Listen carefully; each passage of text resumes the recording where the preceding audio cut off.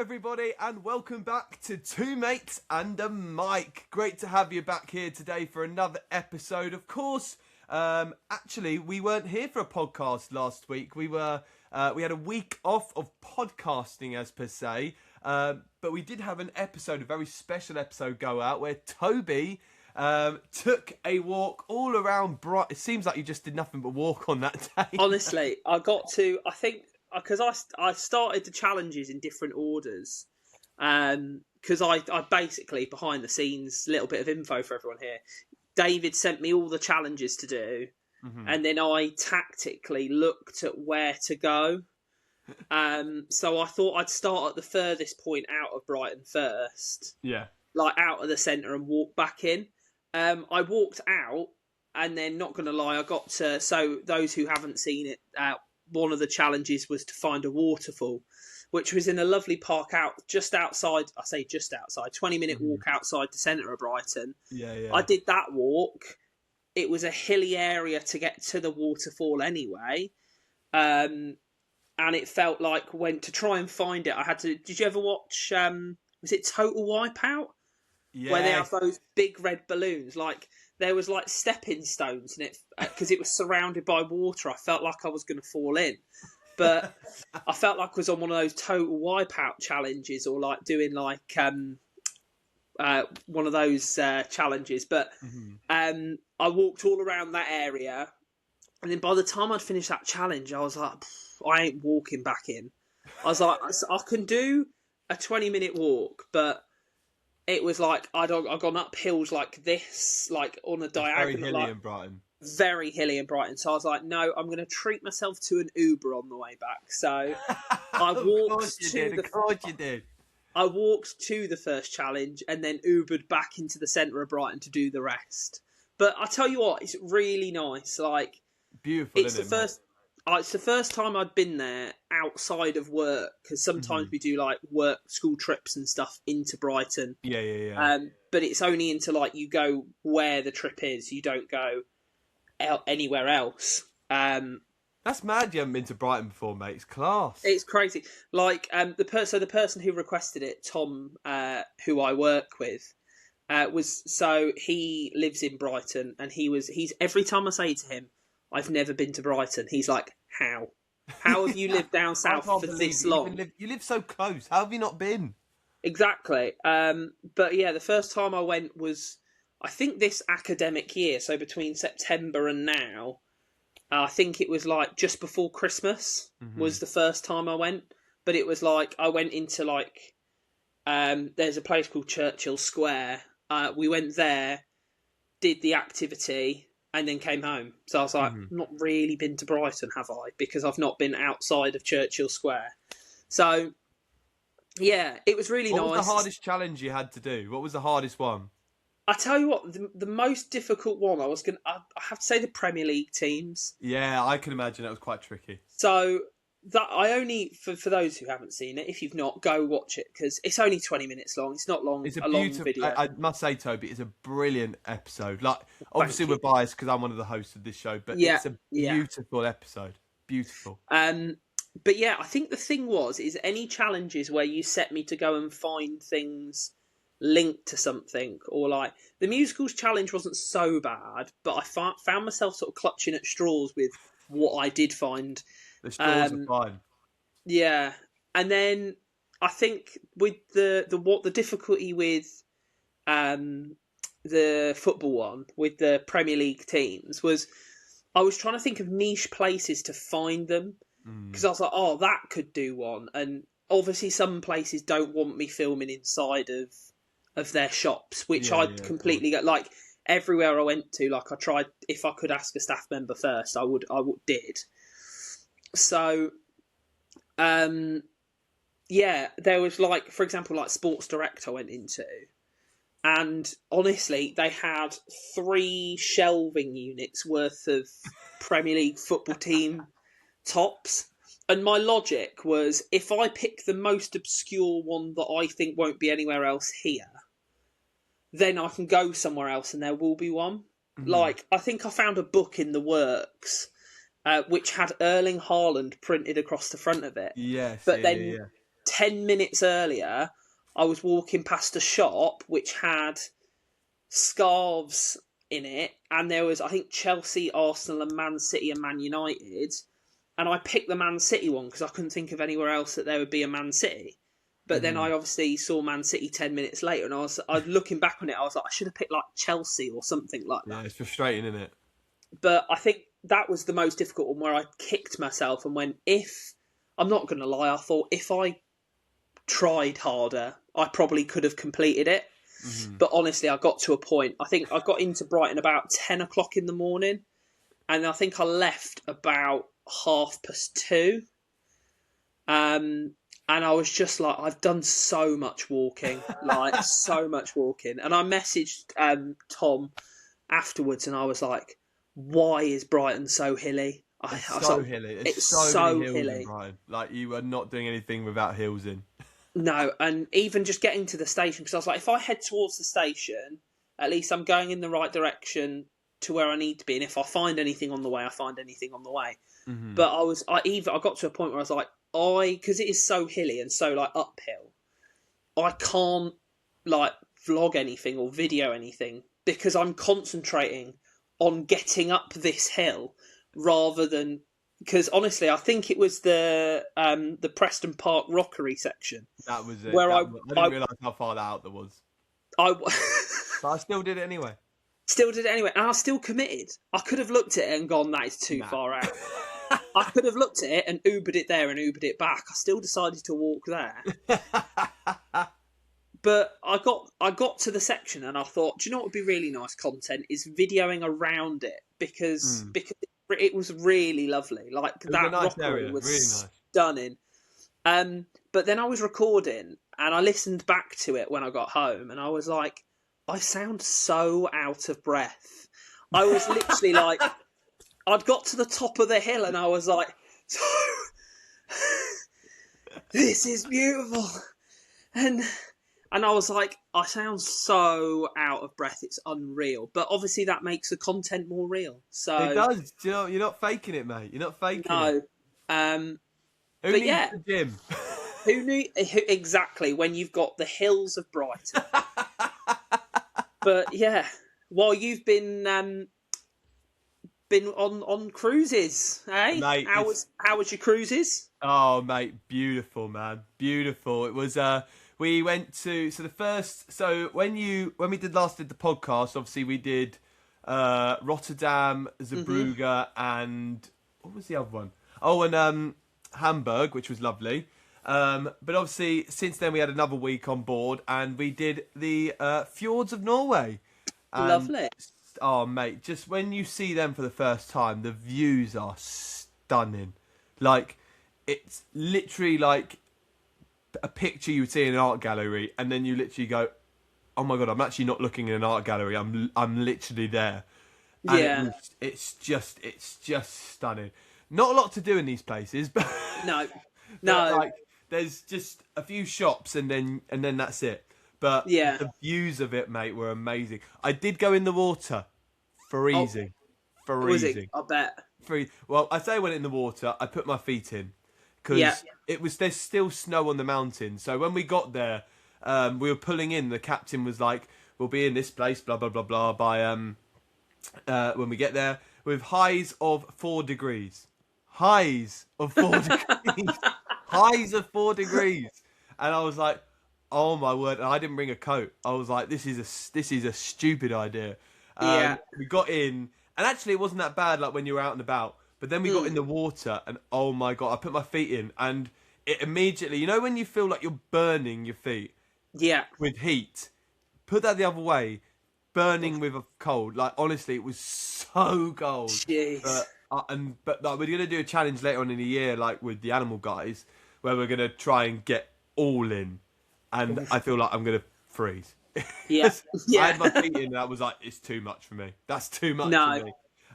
But it was beautiful. The places we went to were stunning.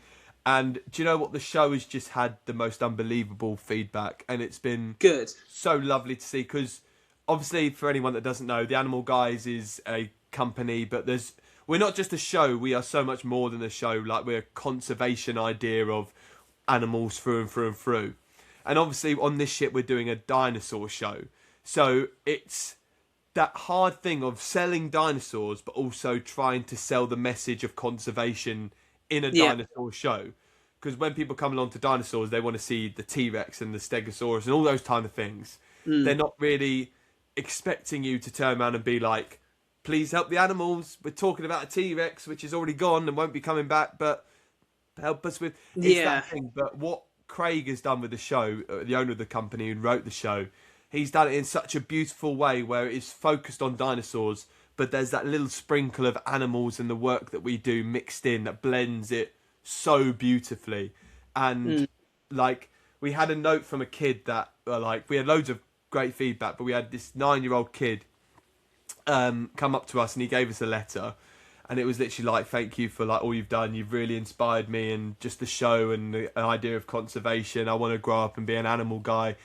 And when you have moments like that, you go, wow, like what a moment. Like, what we think is getting on stage and having a good time and mucking around, because that's what the Animal Guys is. We have serious moments, but we learn through laughter. We're very the slogan of our company is learning through laughter, and it affects the kids so much more than just preaching at them.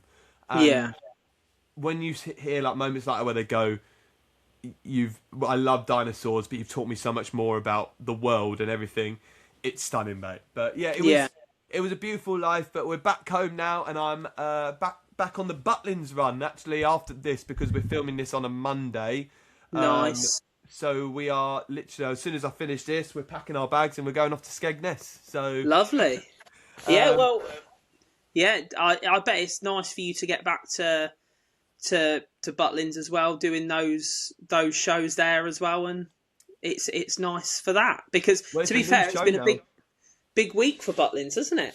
It's been a massive week for Butlins. Actually, I'm glad we're bringing on to the topic of that, because the other day Butlins celebrated their 90th birthday. Woo! Still going strong, and obviously, like, we put a post out on our story the other day about a couple of pictures and wishing them a happy birthday, and like we've always said, like, everything we're doing now, we wouldn't be where we're at without that company, because it's done so much for us. What I loved about it was seeing all the posts of people that that you've went, oh my god, they used to be redcoats. Like, not just the people that we worked with at Butlins and like we've met in times, but so many people. Like, there was someone that I used to work with on a panto years ago, and he put a post on Facebook like going, happy 90th Butlins, and he's standing in a red coat, and I was like, I didn't even know he was a red coat. And it's crazy how many people that you don't even know have had a connection with Butlins and what it did and that kind of thing. And I know that you went to a few Butlins when you were a kid, but I never really grew up with Butlins. I think I went once for a day out as a kid and thoroughly enjoyed it, but never went there for any holiday or anything like that at all. So when I walked into Butlins for my audition, it was stepping into sort of an unknown known. Yeah. Because I knew about the history of Butlins, I knew what it was, but not on the scale of what it actually was. No. Yeah. And like seeing people like someone I worked with on Disney, Lauren, she put a photo out of her red coat, and even though I knew she used to be a red coat, seeing her in a red coat going, oh, well, she used to be a red coat. And we even saw like Stephen Mulhern putting a post up showing him in a red coat where it all began. And it's that thing of going, actually, and we've always been very positive with Butlins and our experience and our time as a red coat and the happy memories it has. And when we both hung up our red coats, it was a very crazy day where you go, I'm moving on for the right reasons, but also at the same time I'm devastated, because definitely in everything it could have been a more. But actually seeing all those posts and going, actually it had such a positive impact on every single person's life. Exactly. Yeah. No, definitely. And it's not like, you can tell, because it's not even, us as people. When you look back and you look at, you'll look at a picture and go, I remember that happened on that day, and that was such a good thing. Like, and you see the impact even now still, like the impact that it's having on people going there, and it's such a lovely thing to be part of, and knowing you've been part of all of that is just a lovely feeling as well. Do you remember what your first shift was? I think it was a night in Reds, if I'm correct. You were Night in Red's first shift? I think so, because I remember, I think, having my photo taken, and it's on. So basically there's backdrops around the areas, and I remember distinctly seeing it and going, "Oh, I know where that is." So yeah, I think Night in Reds was my first one. I know what mine was. What was yours? Mine was in Studio 36, and it was Rule the World, Take That show. So Oh no! I remember that. I remember being my first shift, and nothing prepared you for actually what the red coat role was. And I don't know whether you thought that. Like, you went into it with an understanding of what you needed to be, but actually I always remember turning up for that first shift and putting the red coat on and going, oh my word, I'm actually a red coat. Like, this is actually like a big deal. And walking out onto the shop floor, and you walk into, and I always used to say this, you walk in as a stranger, and then you walk through the same doors, like we always used to call them the white doors.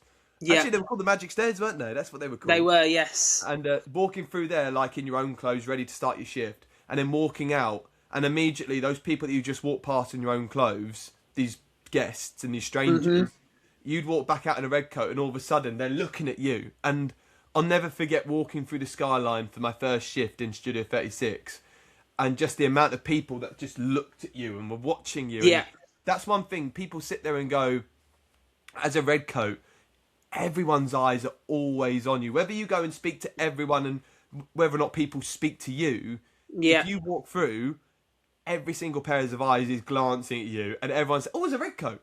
It's so true. I think even when you're on, for example, like a break or something, and I think like that, when you have a fresh start of it, like a new week of guests and things like that, what was really nice is seeing the progression of people who didn't know you before and then see you for the first time in your red coat, and then their checkout day, so the day that they end, some guests that I've definitely had come and make an effort to make sure they come and say goodbye and things like that. And then even, like I said, when you're on your break times and you're walking through the skyline, or you're going to grab some lunch or something, and those guests recognise you out of the red coat. And I think that's nice, is because you've made an impact with those guests. And that's always the thing that I try to, strive for, is everybody is here to have fun and have a holiday, and you're part of that. So that was always my sort of ethos, is you're here to make their holiday a lot easier, whether that's entertaining them, helping them with whatever they needed to do. And that was always the nice part of it, is because those people who you went that extra mile for really recognised it.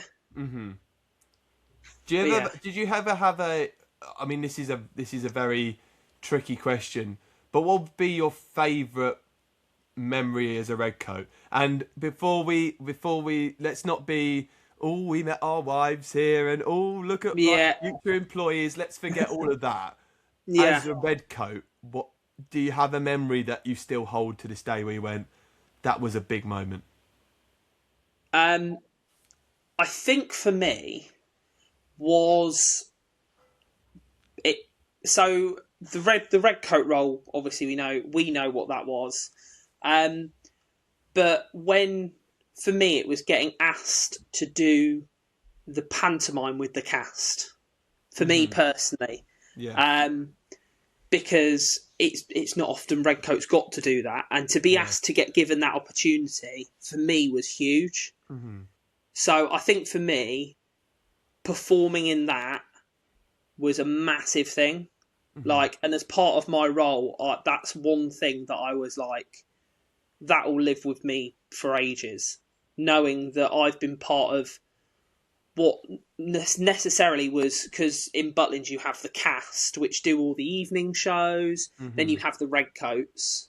So being asked to be part of that cast, to take part in that, was unreal. What about you? Is there anything that really, like...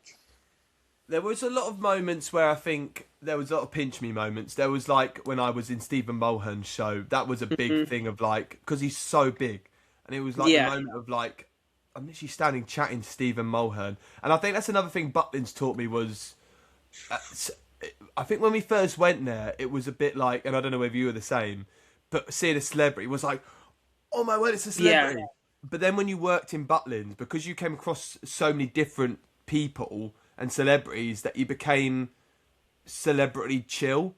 And like when you used to see like someone come in, like I always remember Pat Sharp, and he used to walk in, I was like, it's Pat Sharp, like, but like when he came in, it was like, oh, it's just Pat Sharp, but like it was like, it's Pat Sharp, but it was more that here's Pat Sharp and that kind of thing. A big moment for me, I always think my memory where I went, how am I doing this for a job, was when we had there's these breaks that are called ESF breaks, and they're basically where this company ESF, they're a football, rugby, sports kind of thing, and they hire out the whole of Butlins and do a tournament and trophy presentation at the end of it, and they hire out the whole resort, so guests can't just come in, and they do a presentation where they bring a former footballer to come and help present, and you basically so I got asked to host that. And I went, this is mental, like, I'm going to be hosting this thing. And they were like, yeah, you get a former footballer come in. And I went, oh, this is going to be amazing. And I was like, who do they usually get and things like that? And I always remember people going, oh, they've had John Barnes and Kevin Keegan and all those kind of things. That's massive.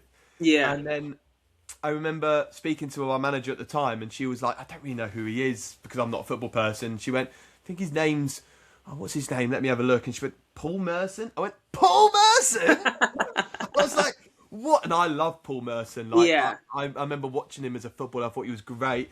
And I always remember him on Soccer Saturday, like him, that old school four that they were, with Jeff Stelling and that. I was like, I love Paul Merson. I still love listening to him chat about football now. Yeah. And he was, and like being on the and the best thing about that was, so we were waiting for him to arrive and his driver was coming, but the presentation was literally about to start. And they were like, okay, we need to start this presentation. We'll just wait till because I think he was stuck in traffic or something like that. And then we got a call from the main gate, and they're like, Paul Merson has literally just entered the resort. He'll come straight there. And they were like, David, you need to go onto stage now. And then, so I was like, so I'm not going to get to meet him beforehand. And they were like, no, you'll bring him on. I was like, so when I present Paul Merson, because it goes, ladies and gentlemen, he's this, please welcome to stage, Paul Merson. I remember going, oh my God, I'm literally going to present him. And then he's going to walk out. And like, so I was doing the whole thing, getting the crowd up for it, hyped. And then like, ladies and gentlemen, please welcome to stage, Paul Merson. And literally he walked out and I was like, it's actually Paul Merson. And like, he shook my hand and I was like, oh my word. And interviewing him. And it was that was such a moment where I went, how on earth am I being paid for this? I'm being paid to interview Paul Merson.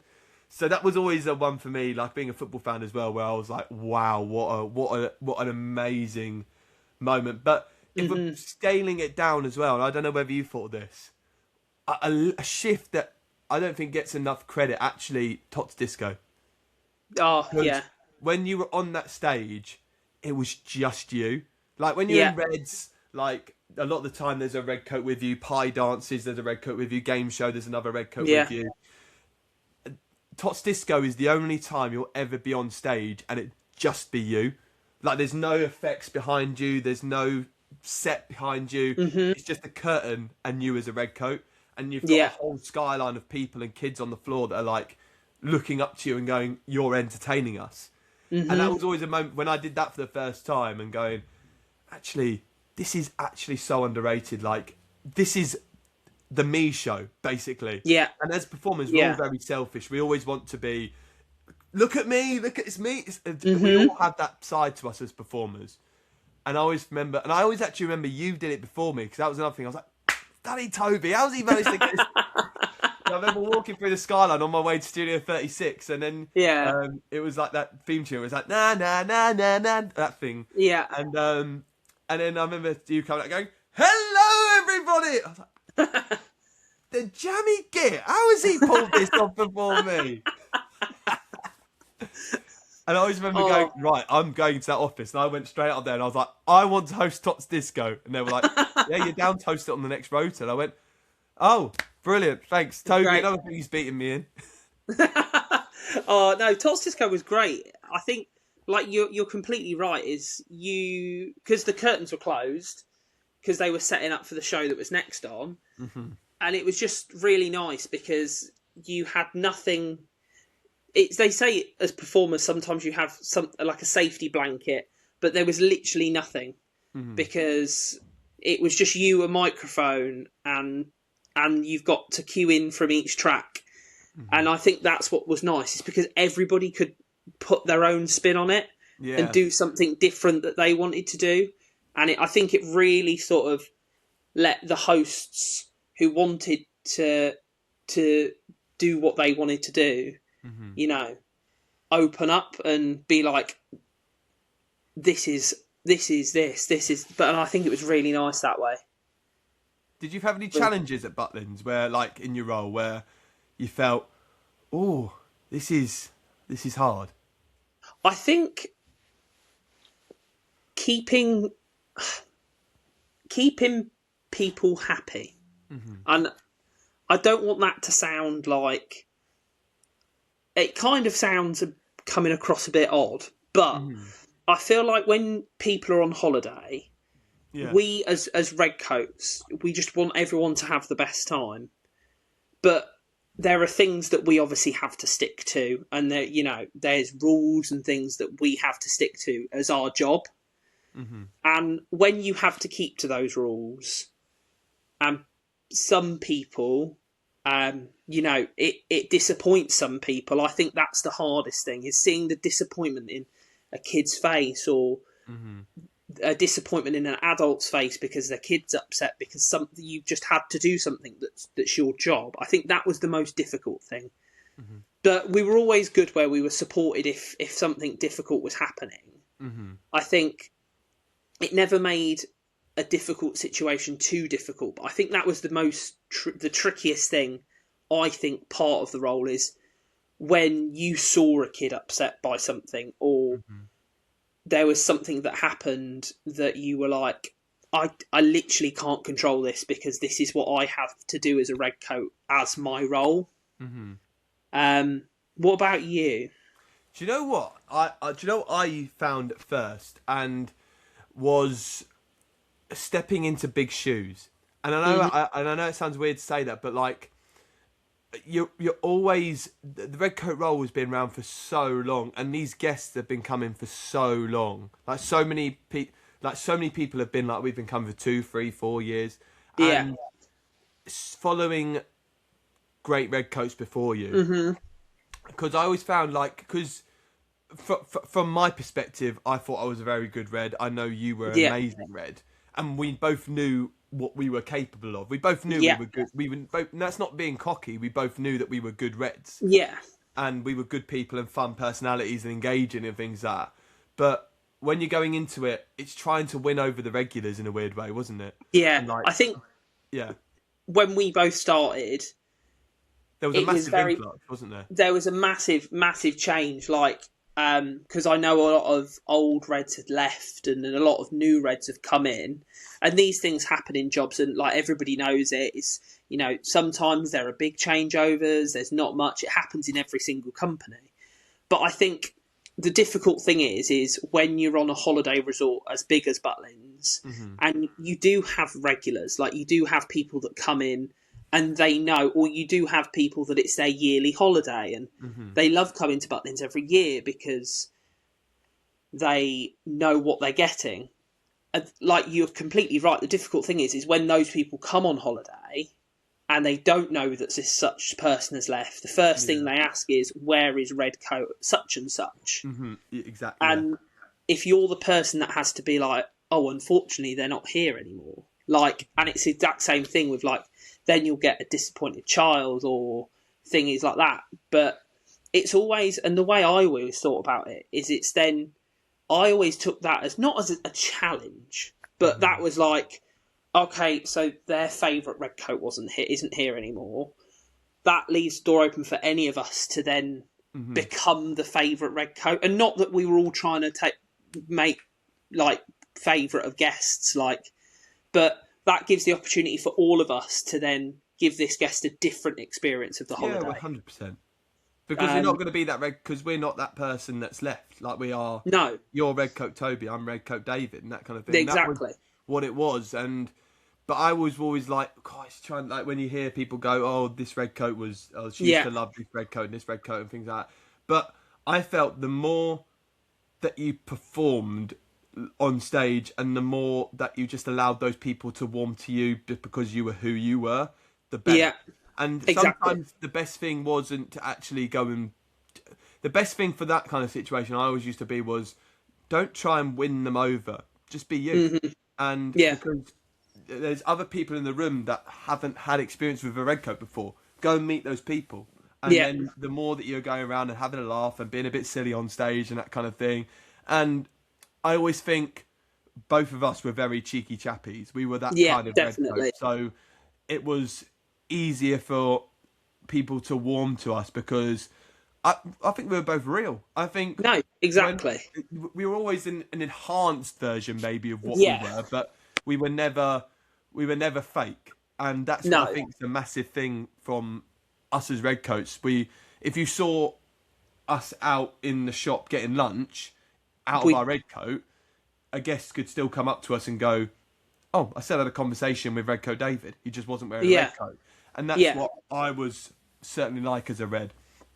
But yeah, there was always a bit of a challenge and just being a bit like the confidence to just go, I want to do this and I want to do that. Yeah.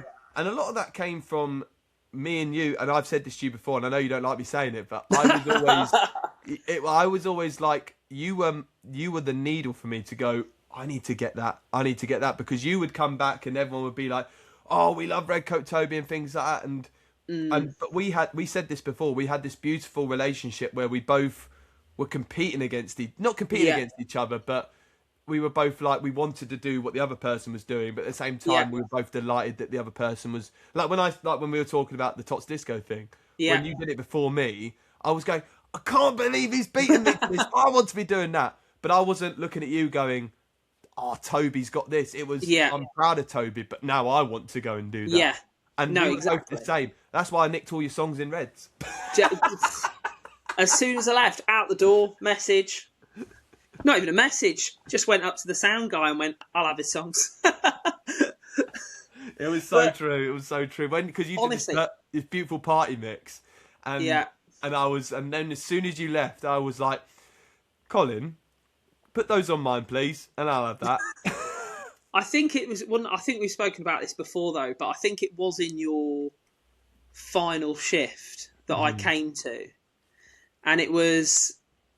I literally sat there in Reds, and I think you played it, and I was like, this sounds familiar. I was like, oh, so does that.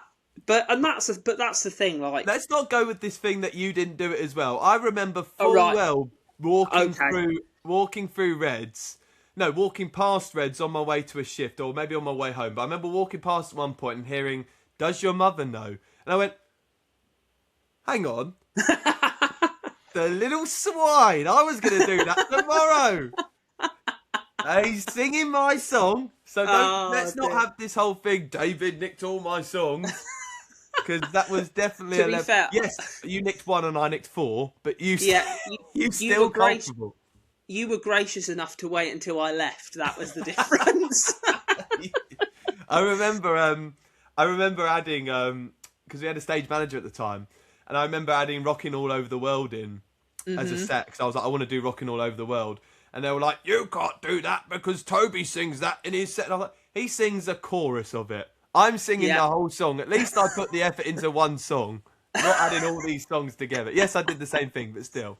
Yeah, but honestly, I think that's the good thing, though, is like, I think with us two is we were never bothered. Like, because I know there will be like people that would be bothered by it, but because we knew each other and we wanted the best, not just for each other, but the best for the guest experience. Like, we were very much, and like you said, we pushed each other to be better, but also like when we were working together, like on the same shift, which happened very rarely, may I add. Yeah, very rarely. It was just.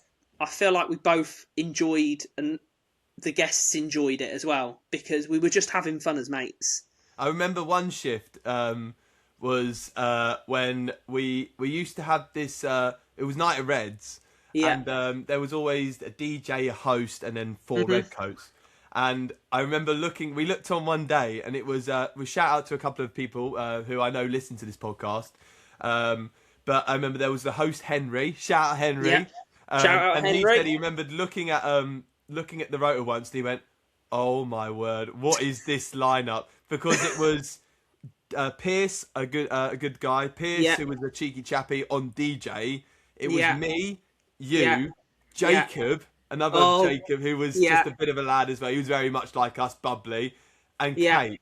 And I remember Kate turning around going, "How am I going to deal with all these boys on the same shift?" And we had the most amazing time. We literally went up, and I think I managed a row at the time, and she went, "I don't know how we've managed to put all 4 of you on the shift at the same time." But neither do we, but we had a lovely time. Wasn't that a time when she came to watch the party dances, and the party dances were just like, I think she said she walked in and they were. She was like, "You were really engaging in the audience. You guys looked like you were having fun," and we were like, "'Cause we were, like, we were having the best time." We couldn't believe it. We all rocked up and go, "How on earth have we pulled this off? How are we all in the same room? How are we here?" Oh dear, but yeah, they were the best shifts. Like when you were on with, and you know, at Butlins it was rarely ever you were on a shift because the team all got on really well. Like whoever you were on a shift with, you were like, "This is going to be a good shift. This is I'm going to enjoy this." And the fact that I'm going to enjoy it is gonna I have no doubt the guests are going to love it as well, which is really good.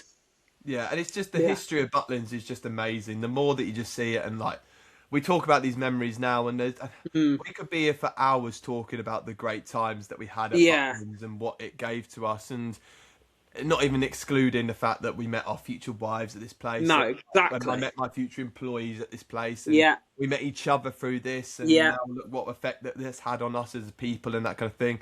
It's just, I always say Butlins is a place where it's the perfect place for you to learn your craft and learn your skills and make your mistakes and things like that. Because the best thing about it is you can make a mistake. You can, when you're DJing at a place like Butlins, you can hit the wrong button and the wrong song is being played, and you can just turn around and go, "Whoops, that wasn't meant to happen," and the guests just are laughing. If you did that at a wedding, like people would be like, "You can't get this wrong. We've paid thousands of pounds for this." And that's the thing I think with where you were on about being real is like, if you're just you and you own a mistake and be like, that's when people will get on board. I think, because we were always like it, we were just like, "Oh, there we go, that's happened," but we move on. Because the amount of times I pressed the wrong button or cued a song 100%. Wrong or unreal, but you laugh it off because the guests are like, "Oh, well, that's a bit funny, isn't it?" So, but yeah, like you said, we could talk for hours and hours on end.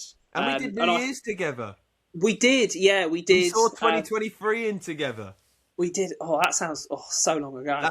That sounds crazy to say. That sounds insane, doesn't it? That was a special night. I always remember that. Yeah, because I think that was in Studio 36. Studio 36. That's another massive one for me. I think getting to DJ that massive venue on New Year's Eve, I think I'd look back at it and go, that was just the opportunity to do that is insane. Yeah, I remember DJing it a couple of years after 2020, because then I went back for a little bit in 2024, And I remember DJing 2024 into 2025.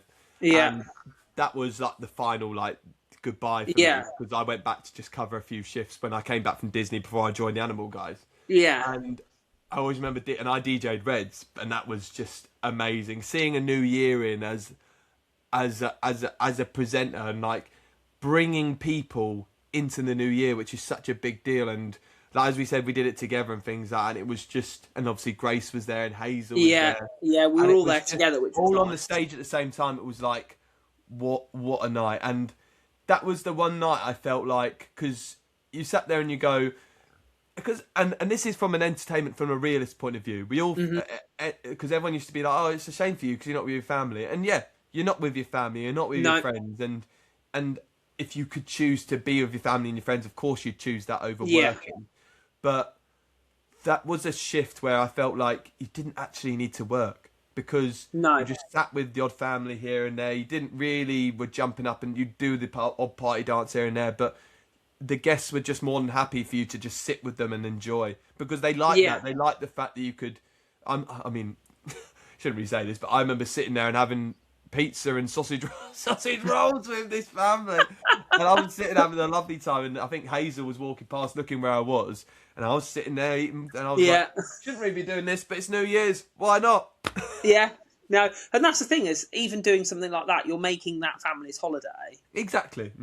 And in a different way. Because I remember that evening, the 2020 ringing. Oh, I think it was ringing in 2023. I can't quite remember, but I remember playing "Oops Upside Your Head." And if anyone hasn't been to a Butlins recently, or since they've done Studio 36, and if you have, this is the Bognor one, by the way. It's huge. It's massive. So to have two lines of people down the middle aisle of Studio 36 all doing Oops Upside Your Head, for me, I was sat there going, wow, like, I've just played a song, introduced it, requested people do something, and they've all done it. And they're all having the best time. And I was like, that is, for me, I was like, that's incredible. It's that beautiful thing where you are in control of what they are doing. And I always used to say that, and it was like, you'd put party dances on, and like you'd put the right, nothing as a DJ, like this is nothing, learning to DJ was a big skill from Butlins, but nothing beat being behind one of those decks as a red coat, putting a song on, going like, that is hit.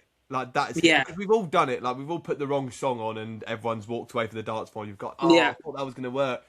But when you get the right song on and you go, that is just amazing. Like I always remember playing Mysterious Girl for the first time, Peter Andre, obviously. And playing that, and like immediately everyone's like, yes! And I was like, how does this actually work? Like, because I remember doing it from the Grease medley into that. I'm going to give it a go.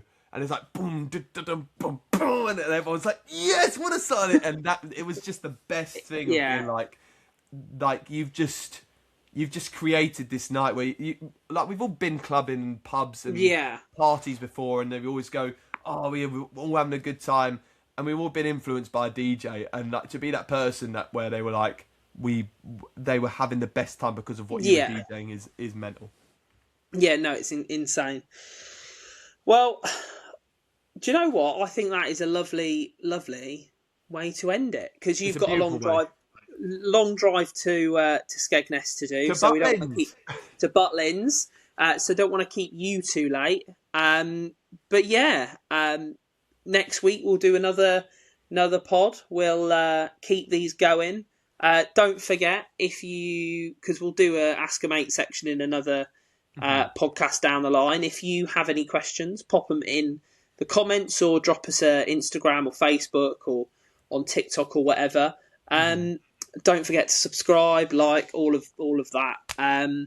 But the last final thing before we do go, and I just have a little bit of a gripe this week. No. So we've just been mentioned on another podcast, right? I'm fully aware of that. Are you? The issue I have with it is they haven't listened to ours yet. Post Pavilion podcast.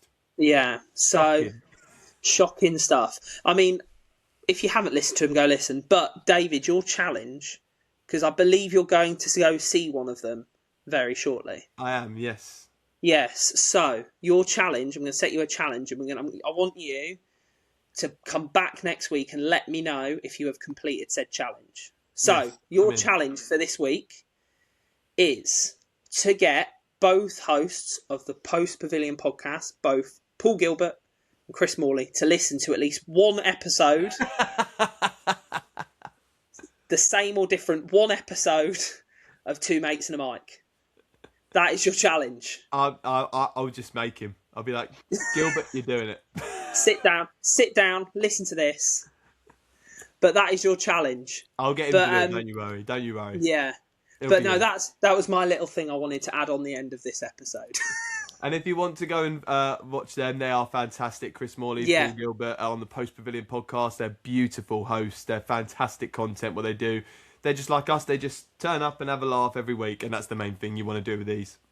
Exactly. So, like we said, go give us a subscribe, a follow, a like, all of that stuff. And we will be back next week with much more to talk about.